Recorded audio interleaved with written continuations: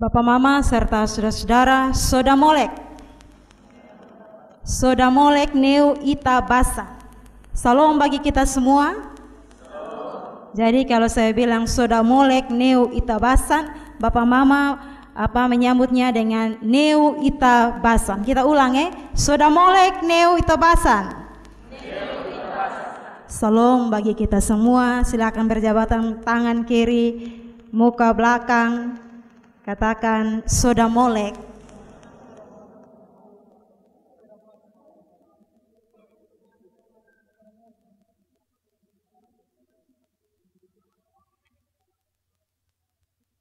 Baik, Bapak Mama serta saudara-saudara, hari ini gemit dalam bacaan untuk renungan firman Tuhan. Pertama Samuel pasal 1 ayat 9 sampai ayat yang ke-20 di bawah terang tema tekun berdoa. Kalau dalam bahasa Kupang, tekun berdoa ini bilang tikam lutut. Berdoa berulang-ulang. Bukan hanya satu kali. Berdoa berulang-ulang. Berdoa minta Tuhan terus menerus. Bapak Mama, berdoa ini adalah nafas hidup orang percaya. Karena berdoa ini nafas hidup orang percaya, dan kita manusia ini kalau tidak bernapas berarti kita mati. Demikian juga dengan berdoa. Kehidupan orang beriman akan mati apabila dia dalam hidupnya dia tidak pernah berdoa.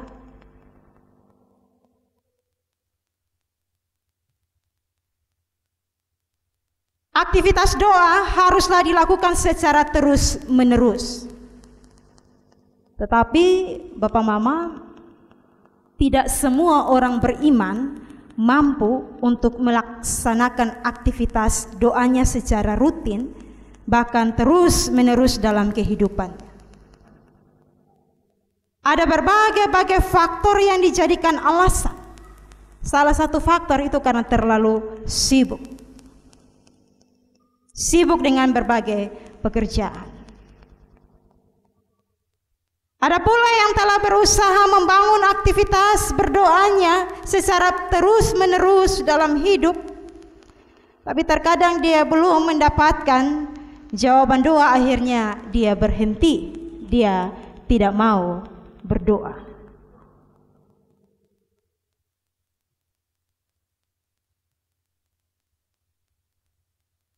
Nah, Bapak Mama serta saudara-saudara yang dikasihi oleh Tuhan Yesus Kristus. Jadi kalau kita dalam hidup ini Tuhan kasih 1 kali 24 jam, ada waktu di mana kita berdoa kepada Tuhan. Jangan sampai 1 kali 24 jam, apalagi semua di sini mahasiswa kadang kita habis dengan game, bermain HP. Tapi waktu untuk berdoa kepada Tuhan itu kecil sekali, bahkan tidak sama sekali. Saya punya pengalaman melayani di salah satu jemaat. Dia sudah orang tua, dan mereka ini kalau disuruh berdoa takut. Ya. Satu kali saya suruh bilang, mama ini berdoa untuk doa minum setelah ibadah. Dengan keadaan yang takut gemetar, dia tetap berdiri untuk pimpin kita berdoa. Jadi dia katakan begini, mari kita berdoa. Jadi kami semua ini berdoa, tutup mata. Tiba-tiba kami dengar ini kursi kita goyang. Cukup lama, saya dalam hati, mati ini kita tidak bisa berdoa lagi. Tapi dia berdoa terus, mari kita berdoa, ada beberapa kali, tapi dia tidak bisa berucap. Saking gemetarnya Bapak Mama, dia bisa injak di punggung kaki supaya jangan gemetar. Tapi pada akhirnya dia berdoa 1-2 kata saja, dan Tuhan kami mau minum, karena sudah dalam keadaan gemetar dan sudah ada desas-desus di situ, maka dia tetap melanjutkan doanya dan dia amin, selesai. Tapi saya lihat dia berkeringat. Nah, Bapak Mama serta saudara-saudara, bisa itu karena biasa. Jadi kalau orang yang sudah biasa, kalau disuruh satu kali pasti dia tak kaget. Seharusnya aktivitas doa yang dilakukan secara terus-menerus itu menjadi kebiasaan. Dan kebiasaan itu menjadi karakter orang beriman, yaitu senantiasa berdoa dalam sepanjang kehidupannya. Bapak, Mama, serta saudara-saudara, aktivitas doa orang percaya seringkali pula dipengaruhi oleh situasi. Kalau dia dalam keadaan yang sukacita, terkadang dia berdoa mengucap syukur. Tapi karena juga terlampau sukacita, dia lupa bersyukur kepada Tuhan. Lebih-lebih lagi Papa Mama, ketika dia ada dalam keadaan yang tidak baik, pasti dia berdoa dengan sungguh-sungguh. Orang yang senang, bergembira, terkadang mereka melupakan kebaikan Tuhan. Kadang juga mereka fokus kepada pesta pora dan pada akhirnya mereka lupa berdoa kepada Tuhan. Ada juga orang yang setiap saat dia berdoa mengucap syukur kepada Tuhan. Di saat dia ada dalam persoalan dan tantangan. Tapi kalau susun ada persoalan dan tantangan, dia lupa berdoa. Nah, kita ada di posisi yang mana? Setia berdoa kok? Karena Tuhan kasih 1 kali 24 jam, ini kita harus membangun hubungan yang intim dengan Tuhan, atau kita datang kepada Tuhan pada saat-saat tertentu. Bapak, Mama, saudara-saudara yang dikasihi oleh Tuhan Yesus, hari ini kita belajar dari seorang ibu yang luar biasa. Namanya Hana. Dia bergumul dalam kondisi dan keadaan yang luar biasa. Hana ini seorang perempuan, seorang ibu yang mandul. Dan dalam budaya Israel, seorang ibu yang mandul dianggap sebagai aib atau kutuk dari Allah. Bahkan dia dicibir dan dianggap sebagai perempuan berdosa karena tidak memiliki anak. Maka Papa, Mama, serta saudara-saudara kita dapat membayangkan betapa pedihnya hati Hana. Dia menderita dan terus-menerus menangis dalam doanya kepada Tuhan. Dan ada hal penting yang kita temukan dalam diri Hana, yaitu Hana terus berdoa pada waktu orang lain sudah tidak bisa berdoa.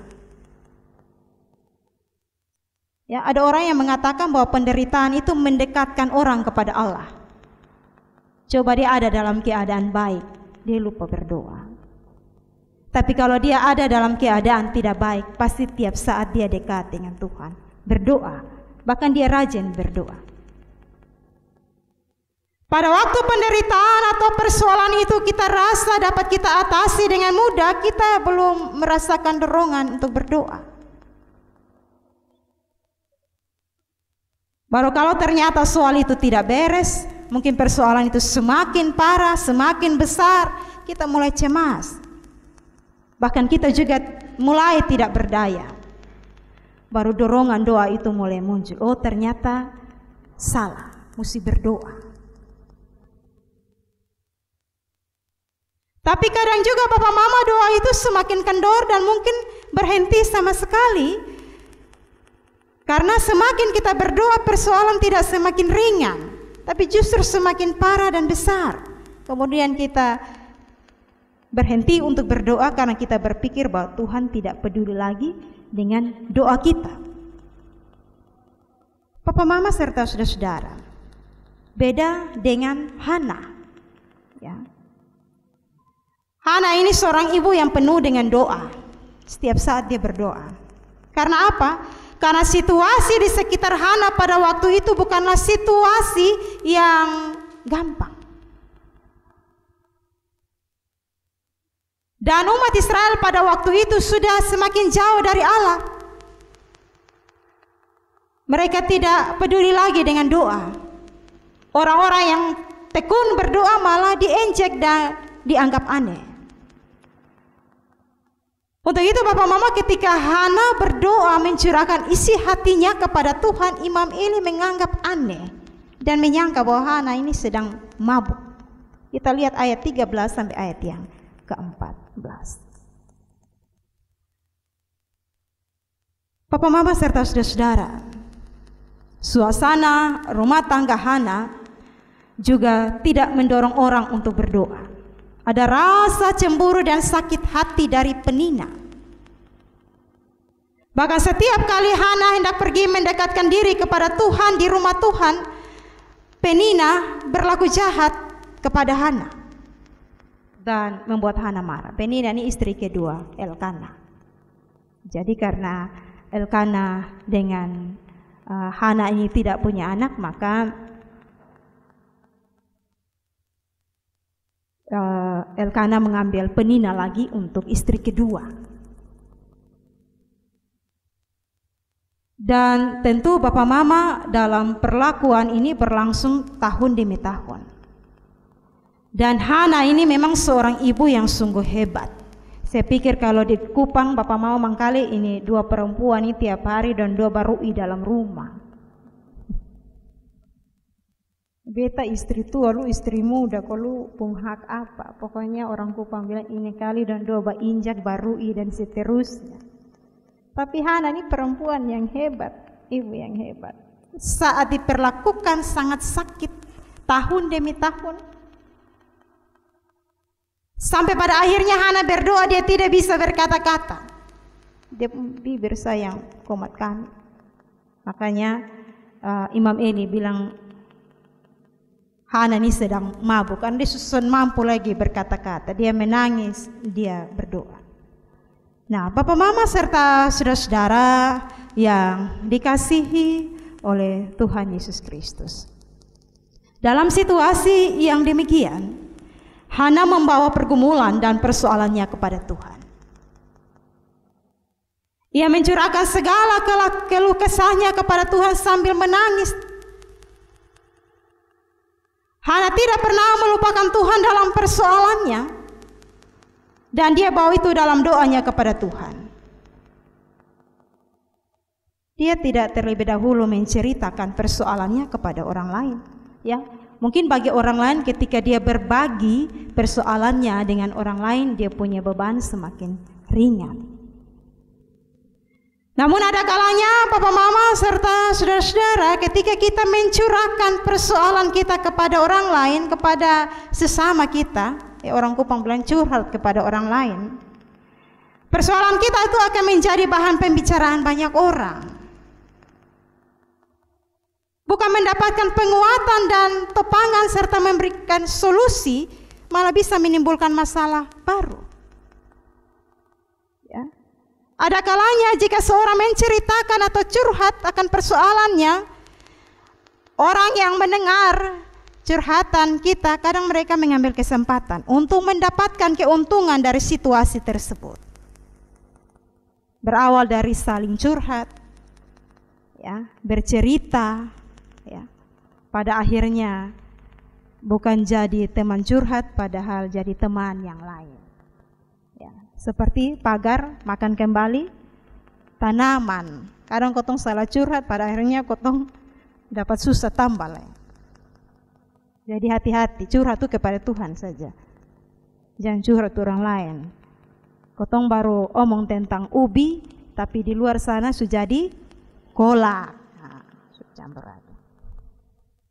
Hana dalam doanya seperti orang yang mabuk, seperti orang yang dilihat oleh Imam Eli.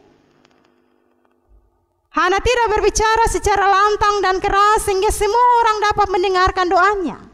Tetapi dia berbicara dalam hatinya. Dan hanya bibirnya yang kelihatan bergerak. Ini mau menegaskan bahwa Hana tidak mengumbar persoalannya di depan banyak orang. Tapi persoalannya dia bawa kepada Tuhan dan hanya dia dan Tuhan yang mengetahuinya. Hebatnya Hana di sini. Ya. Sekarang ini bukan hanya curhat, kadang kotong persoalan kotong kasih naik di media sosial. WA, Facebook. Bapak Mama, pembelajaran istimewa bagi kita yang bisa kita petik dari doa Hana. Hana tidak berdoa hanya untuk memuaskan keinginan hatinya. Tapi dalam doanya dia meminta supaya Tuhan menolong dia. Dalam nasarnya, jika Tuhan mengaruniakan ia seorang anak laki-laki, maka anak itu diserahkan kepada Tuhan. Dia hanya minta itu saja. Dari Tuhan kembali kepada Tuhan. Kita belajar dari Hana bahwa seringkali isi doa, terkadang kita memaksa Tuhan untuk menjawab bahkan memuaskan keinginan-keinginan kita, dibandingkan rancangan dan kehendak Tuhan Allah yang boleh terjadi dari setiap doa-doa kita. Karena itu Papa Mama serta saudara-saudara, apa yang dilakukan Hana di dalam doanya memberikan pengalaman iman bagi kita. Yang pertama, bahwa apapun masalah dan pergumulan kehidupan yang terjadi dalam kehidupan kita, jangan kita lupa bahwa pertama-tama itu datang kepada Tuhan. Berjumpa dengan Tuhan, berbicara dengan Tuhan dalam doa kita. Jangan dalam keadaan senang, dalam keadaan bahagia, doa syukur kepada Tuhan. Tetapi dalam keadaan yang kurang berkenan, malah kita tidak mau berdoa kepada Tuhan. Dengan demikian Bapak Mama, aktivitas doa itu menjadi kebiasaan. Dan dia harus mendarah daging dalam kehidupan kita setiap hari. Jangan kita pun waktu habis dengan hal-hal yang tidak berguna. Kita lupa berdoa mengucap syukur kepada Tuhan. 1 kali 24 jam kita pakai untuk bermain game, kita melakukan hal-hal yang tidak berkenan. Tapi kalau sakit baru kita berteriak, Tuhan tolong. Tapi Tuhan bilang dalam hidup satu hari ini lu tidak pakai hikmat untuk beristirahat, bekerja, apalagi berdoa. Tapi kalau sakit baru minta. Karena itu Bapak Mama, aktivitas doa itu harus menjadi kebiasaan, mendarah daging dalam kehidupan orang beriman. Itu pertama. Kedua, kebiasaan doa yang telah menjadi nafas hidup itu menciptakan keteguhan iman bagi orang percaya dalam menghadapi berbagai masalah dan persoalan apapun. Orang yang setiap hari mencurahkan segala pergumulan dan permasalahan kehidupannya kepada Tuhan, dia akan merasa lega karena dia sudah menyalurkan keinginan doanya kepada tempat yang tepat. Jadi kalau orang yang senantiasa berdoa, ketika persoalan yang datang, dia menganggap bahwa itu kecil. Karena dia sudah terbiasa berdoa. Pasti Tuhan tolong. Dan saya pikir Papa Mama kita semua yang hadir pada saat ini punya pengalaman iman. Bagaimana Tuhan menolong Papa Mama dalam rumah tangga, dalam studi, pekerjaan, pelayanan. Kalau Tuhan menghantar kita sampai hari ini, itu karena kekuatan doa. Amin kok? Karena itu berdoa. Selagi Tuhan masih beri kesempatan bagi kita untuk ada dalam hidup ini. Itu yang kedua. Ketiga, masalah dan persoalan kehidupan dapat pula menjadi cara Tuhan untuk menguji sejauh mana ketekunan dan kesetiaan kita bersama Tuhan. Apakah kita tetap membangun hubungan yang intim bersama Tuhan dengan aktivitas doa kita, ataukah kita lalai dan melupakan aktivitas doa kita bersama Tuhan? Jangan sampai kita lupa membangun hubungan yang intim dengan Tuhan. Kadang persoalan itu menjadi cara Tuhan untuk membawa kita kembali dekat dengan Tuhan. Itu yang ketiga. Keempat, Tuhan akan menjawab setiap doa orang beriman yang senantiasa tetap setia, teguh, dan percaya kepada Tuhan. Hana yang bergumul berat dalam menghadapi masalah hidupnya, tapi dia setia membangun relasi dan percakapan dengan Tuhan dalam doa. Pada akhirnya Tuhan menjawab doanya. Tuhan mengaruniakan kepada Hana seorang anak laki-laki yang dinamainya Samuel. Jadi dia tetap membangun relasi, dia terus bercakap-cakap dengan Tuhan. Karena dia tahu bahwa Tuhan sanggup menolong dia. Itu 4 hal yang kita renungkan dalam bacaan kita pada malam ini. Kita percaya bahwa saya, Bapak, Mama, Saudara semua punya pergumulan. Dan kita bisa kuat hanya karena doa. Karena itu ketika Bapak Mama kembali ke dalam rutinitas setiap hari, ingat, belajar dari Hana. Dia karena tekun berdoa, maka Tuhan menjawab dia tepat pada waktunya. Bagi Tuhan tidak ada yang mustahil. Tuhan sanggup menolong kita tepat pada waktu Tuhan. Mengakhiri renungan kita pada malam hari ini, saya mengajak kita melakukan Kidung Jemaat 460, jika jiwaku berdoa.